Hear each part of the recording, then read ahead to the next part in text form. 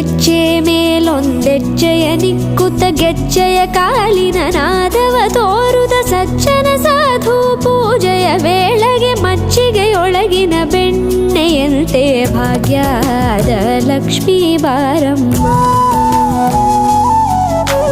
ಹೆಜ್ಜೆ ಮೇಲೊಂದೆಜ್ಜೆಯ ನಿಕ್ಕುತ್ತ ಗೆಜ್ಜೆಯ ಕಾಲಿನ ನಾದವ ತೋರುದ ಸಜ್ಜನ ಸಾಧು ಪೂಜೆಯ ವೇಳೆಗೆ ಮಜ್ಜಿಗೆಯೊಳಗಿನ ಬೆಣ್ಣೆಯಂತೆ ಭಾಗ್ಯದ ಲಕ್ಷ್ಮೀ ಬಾರಮ್ಮ.